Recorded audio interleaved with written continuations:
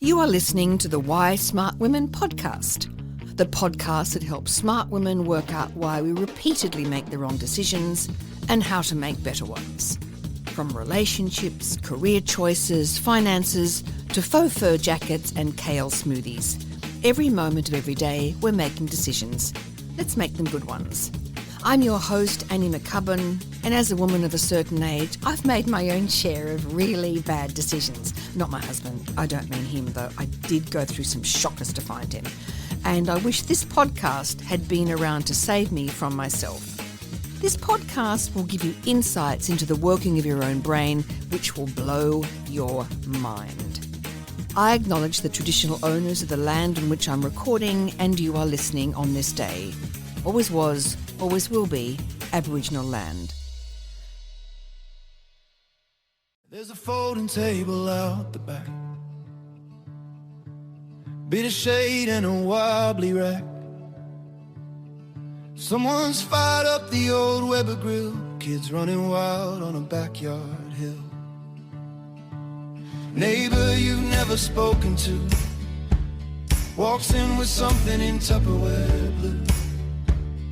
You don't know the name, but you know the smell, and suddenly everything's going well. No RSVP, just rock up late. That's how we do it, bring a plate. Bring a plate, mate, leave the gate open wide. Bit of food and a yarn and a chair by your side. Bring a plate, mate, doesn't matter what you bring. From a 5-star dish to a several chicken thing, we'll make room. Don't hesitate, just bring a plate, mate. Got a curry, got a roast, got rice, got something spicy, something nice. Got dumplings, bread and something sweet. Too much garlic, nobody can beat. Different stories, different names, different languages, same old games. Kids don't care where you're from, they're kicking a footy in the afternoon sun. No speeches here, no need to state, just pull up a chair and share your plate. Bring a plate, mate, leave the gate open wide. Bit of food and a yarn and a chair by your side. Bring a plate, mate, doesn't matter what you bring. From a homemade feast to a last minute thing, we'll make room. Don't hesitate, just bring a plate, mate. No politics, no lines to draw, just pass the salad, grab some more. Bit of laughter, bit of grace, you see the country in a single place. Bring a playmate, that's the whole idea. Little bit of you, little bit of me. Bring a playmate, yeah, we'll be alright. Under southern stars on a warm old night. We don't complicate, just bring a playmate.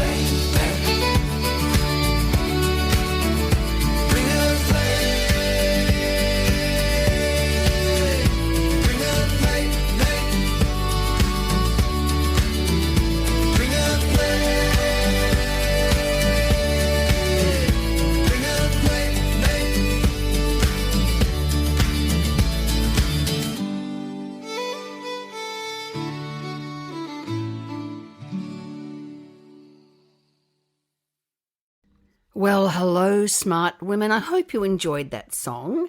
That song was written by my very, very good friend, the Snarky Gherkin. And he wrote it in response to a challenge that he has come up with, along with my other good friend, Martin Bella. And Martin Bella is involved in something called the Nail Polish Challenge.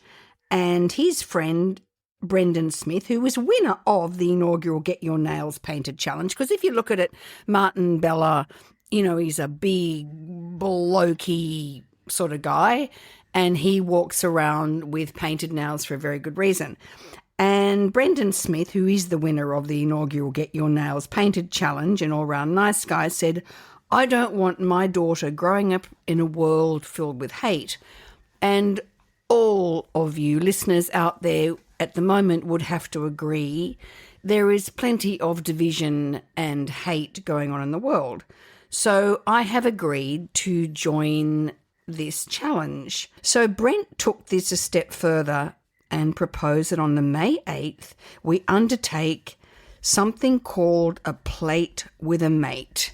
So what is a plate with a mate? It is the opportunity to break bread with someone of a different race, religion, culture, sexuality, just someone different, and discover through that sharing the commonalities we share as human beings and as Australians. Excuse me, that's my black Groodle Yo-Yo having a bark. Stop it, Yo-Yo. Yo-Yo, we're talking about share a plate. Now stop it. You should go. Yo-Yo, who spends a lot of time with other Groodles, should actually go out and perhaps, I don't know, share a plate with a whippet. Anyway, look, this whole thing is an appeal to fair-mindedness and decency and to that word that is thrown around, I find, with actually very little real-world application, inclusivity. It's a slap in the face to the intolerant and the bigoted. Anyway, so I wanted to discuss what I've been doing this week and how I have hit up against my own entrenched biases and how this flies in the face of sharing a plate with a mate. Excuse me, David, are you coming back? Yeah. David is cooking dinner tonight, everybody. Actually, that's not true. I've put the vegetables on and David is going to fire up the barbecue. It's a very Australian evening we're about to have. A member of our family, an elderly member of our family. David, you're really disturbing me. I can't concentrate when you're in there clanging with the tongs. Do you want me to shut the door? Or No, I want you to come back because we're going to have a discussion. Oh, my God, listeners, how clear do I have to make it? Come back. I don't know. I thought we were going to talk about We are. having a plate with a mate. We are, but I'm doing it in my way. Yeah, but it's. I mean, it sounded like you're approaching it from a direction that will give you time to tell a story, and you don't need me here for that. I thought I could get the dinner on. Now, you're not talking into the microphone either. Well, okay. Well, I will. It's all right. Harrison will pick up what is necessary. So what do you want? Well, I want you to be here while I tell my story Okay, I'm here. about our elderly relative. I'm listening. So the point of the matter is I was just admitting to my own biases, which I think you share. Okay. Okay? Yeah. So this is my bias. What if I disagree with you? You won't. So that I think flies in the face of a plate with a mate, and that is I had the opportunity this week to go out to Liverpool Hospital. Now, we live on Sydney's Northern Beaches, do we not, David? do. Would you like to describe the Northern Beaches? Well, the Northern Beaches of Sydney. Fantastic place to live. I mean, really wonderful. You know, some would argue that there are certain part of the beaches that have a very kind of White. affluent culture. You know, it was known as the Insular Peninsula for some years because it was largely sort of European descent. Where we are in DY, you know, there's a very large Croatian community, Yep.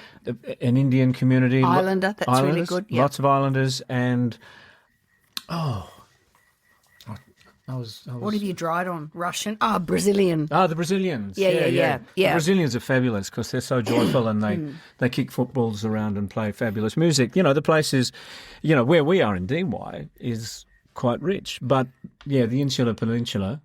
Yeah, and I would say that, excuse me, that road isn't on. Is that all right? We're recording on this. Okay, he's explained yet again the technical. This microphone is plugged into this computer and it is recording on the All computer. right. Anyway, so back to me and what I did this week. So I had to take my elderly relative to a clinic at Liverpool Hospital. Now, I must confess, when I heard the word Liverpool Hospital, and for those of you that reside in Sydney, you would know that Liverpool is out west and that I am on the north. And it's not that far. There's a lovely new tunnel, a West Connect. Yo-Yo, stop scratching. And it's a little bit of a distance.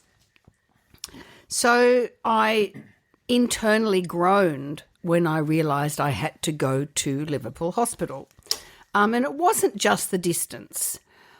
I realised I hold an unconscious bias about the level of care that you would get at Liverpool Hospital compared to the Northern Beaches Hospital. And as we know, biases by their nature are unconscious. Yeah, North Shore Private. I thought North Shore Private, he's going to get better care. At North Shore Private, it's got really, lovely cafes, and it's got a very nice sort of plant selection. Lots of trees, yeah. It's got lots of trees around it. It's the foyer is very glamorous, and it's marble. It's very attractive. And I thought if only he was going to North Shore Private as opposed to Liverpool Hospital. Anyway, so I was driving. Do you agree? Did you have that bias? Tell the truth. Tell the absolute God-honest truth. Did you have that bias? Go on. Don't try and make yourself look good. You are prone to trying to make yourself look good. I was just going to say that the first I became aware of whatever bias I had was my actual experience of Liverpool Hospital, which was absolutely fantastic. You didn't spend all day there. I did.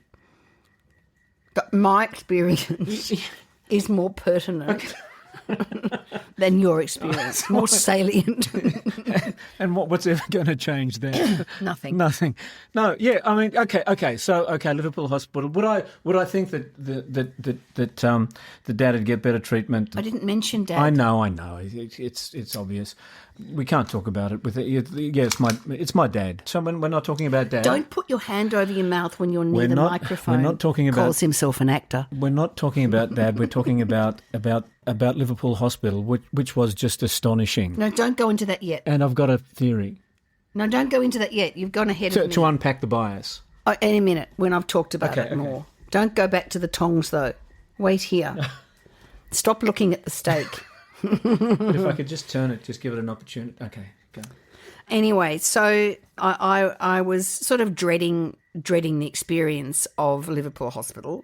And this is definitely relevant because what I was forced to do without actually having to lean over my neighbour's fence was have a plate with a mate, because I spent 10 hours on Tuesday in that hospital, and during that time I formed quite close relationships with the doctors and nurses and other medical professionals that were taking care of him. The level of care that they provided to my father-in-law was just off the Richter.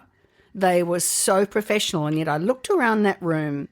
At one point, we'd already been in this clinic for about 4 hours, and I'm a deep lover of coffee, and I need to have that coffee early in order for my brain synapses to actually make some connections.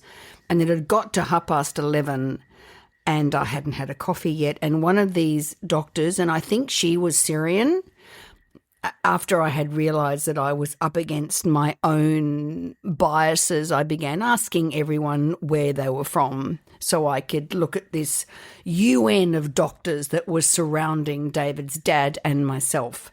And this particular doctor, who was Syrian, went to their own, the staff kitchen, and made me a coffee and bought out 2 packets of biscuits, of which I was really, really grateful. So I didn't, it was really when I went home that night and I had reflected on what had transpired during the day, because they had sat in that clinic, 6, 7 doctors at a time, and looked at this 89-year-old with such care and such attention. And I said to Dad, it's like they're treating you like an ex-Prime Minister. It was extraordinary. And that's actually the most accurately I could describe it. Yeah. The level of care and respect and consideration and everything, perfect, unbelievable. I don't know why we don't believe it. That's your point, isn't it? I don't know why we don't believe it either. And I felt a definite disquiet when I reflected on my own thinking, that here I am writing books and blabbing on about critical thinking, and yet to the fine words of Stephen Novella, who is pretty much one of my favourite skeptics, except for the Australian skeptics, who I love the best. But apart from them, him. We are mysteries to ourselves. And it's so true that we are so unaware of these biases that we hold so close to ourselves. And of course, the reason is because we post-rationalise, right? Don't we, David? But yeah, 100%. Talk while I clear my throat, Okay. but not for too long. Yeah, I was completely beguiled by your thought process. It's beguiling, and isn't forgot it? what I was thinking. Yeah. Okay. So your experience of it is and what is staying with you is how we don't notice the biases that we've got. Yeah. Even if you write books on it, and even if you do podcasts on it. Yeah, you don't know them. Yeah. We don't know them. You don't know the biases. Can I share with you what I was thinking at the time? Please do. Because unfortunately or fortunately, however, whatever your relationship with me is with me and how long we've got to talk about it, I can't help myself but I think about causation. What is it that makes it possible for Dad to be having this kind of experience, to be so cared about and so respected? And What was that first bit of sentence about? What did you just say? I said I can't help but I think about consequence, or what causes but before things. that you said something about how well you know me. What are you saying? No matter how well you know me? Oh, yeah. So you might not know that where my mind always goes to with these things that we talk about is causation. Oh, go on. Okay. And so I was thinking about what are the causes of this? And, Can you get closer to the mic? okay, so two perspectives. One of them is treat other people like you like to be treated yourself. See, my father's sister, my auntie Glenys, she's also a healthcare professional, and she also would be the most caring, loving, perfect person that you want to have in that sort of situation. And I wonder how much that's just the way that Dad is and how much he elicits it from other people. But maybe that's the romantic explanation. What I actually think is that those places are actually run by people. Whether it's wherever the facility is, the most important factor that we experience as people is how people treat us. And different technology perhaps in the hallway, maybe not. The facility was terrific, by the way, as well. I think however we've managed to fund that kind of facility in that location, great job. But the people who were there are the people who are all over the world. They are in Israel, they are in Syria, they are today in Iran, and they are in Mississippi and Georgia and all of those places. There are good people everywhere, and I think that if we can just get out of their way, then that's what happens. I feel very lucky to be in this country. Well, imagine, and I did think after I'd counted, so as I said, David's dad is elderly, and I do apologise to our listeners in America for what I'm about to say, but he must have had 13 doctors through that clinic over a space of 4 hours, and it's all free. So every test, every bit of analysis, every scan, it's free here in Australia. And at the end of it, they decided that what they wanted to do was to admit him into the hospital system, which wasn't what he expected. It was a shock to his system. And I had to go downstairs to do something. And when I came up, they'd taken him upstairs and I was like, oh, here we go. He's now going to be released into the hospital wild. He's going to be put on a ward where, he's just another number, and this deep care that he's experienced during this 4-hour clinic is going to come to an end. And when I went upstairs, I asked where he was, and they said, oh, we don't have a bed, but he's in the physio room. And when I went in there, 2 of the physios that had been downstairs were with him, and they were administering to him and trying a certain device that he was going to have to use. And they stayed there with him for the next hour until they could actually find a bed. And it really comes down to that interesting notion of things that are legislated and things that are naturally occurring or should occur in society, and that we are held together partially by legislation. You have to wear a seatbelt, you have to drive on a certain side of the road, you can't commit a crime. There are these legislations that hold us together as a society. You have to pay for Medicare, you know. You have to pay for Medicare. There's a Medicare levy. Unless you're a sovereign citizen, then apparently you don't have to. But anyway. Until you're in hospital. It's right, yeah, it's right. And then there is manners and kindness and politeness and agency. And these things are not legislated. You do not have to be kind, go the extra mile, look into the face of an elderly man and say, are you quite comfortable? What can I do to help you? This is what I think's going on for you, sir. You don't have to do that. You can be short, peremptory. You can only do compliant. Exactly. You can only go as far as you have to in relation to your job description, or you can go the extra mile. And I would say that everybody in that hospital, everybody to the last person, went the extra mile. And that was just an astonishing thing for me to see. And when somebody said to me, because we do live quite far away from the hospital, why don't you get him transferred? Have you asked about getting him transferred onto the Northern Beaches where he's close? I, with alacrity, said, no, do not move him, because this is now his team. This is now his family, and they are going to take care of him.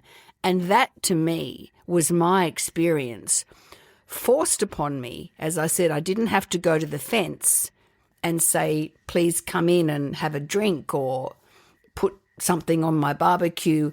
What I did was have a plate with a lot of mates that I will now hold in my heart pretty much forever. Anything to add to that?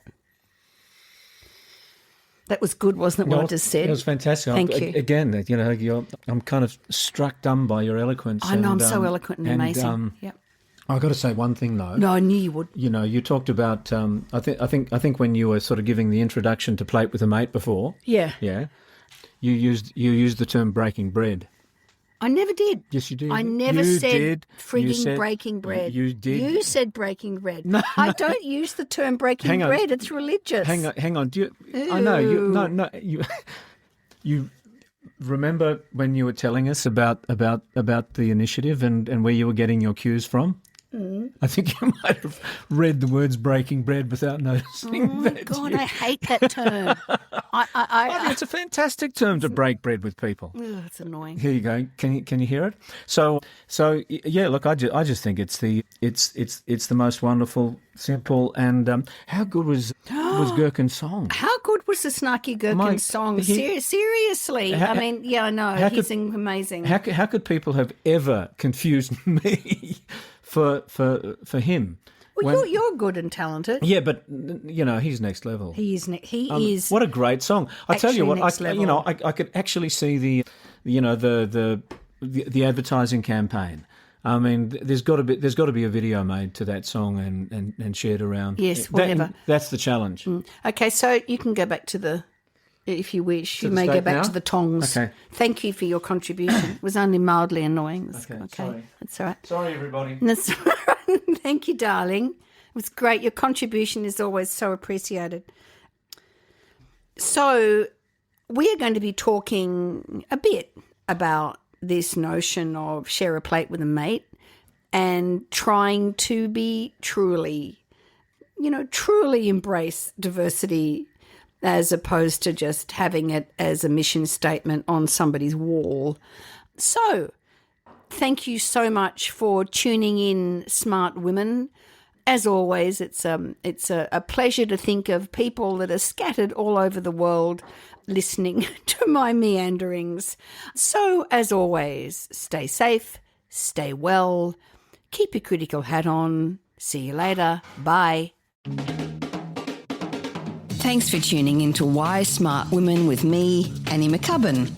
I hope today's episode has ignited your curiosity and left you feeling inspired by my anti-motivational style. Join me next time as we continue to unravel the fascinating layers of our brains and develop ways to sort out the fact from the fiction and the over 6,000 thoughts we have in the course of every day. Remember, intelligence isn't enough. You can be as smart as paint, but it's not just about what you know, it's about how you think. And in all this talk of whether or not you can trust your gut, if you ever feel unsafe, whether it's in the street, at work, in a car park, in a bar, or in your own home, please respect that gut feeling. Staying safe needs to be our primary objective. We can build better lives, but we have to stay safe to do that. And don't forget to subscribe, rate and review the podcast and share it with your fellow smart women and allies. Together, we're hopefully reshaping the narrative around women and making better decisions. So until next time, stay sharp, stay savvy, and keep your critical thinking hat shiny. This is Annie McCubbin signing off from Why Smart Women. See you later. This episode was produced by Harrison Hess. It was executive produced and written by me, Annie McCubbin.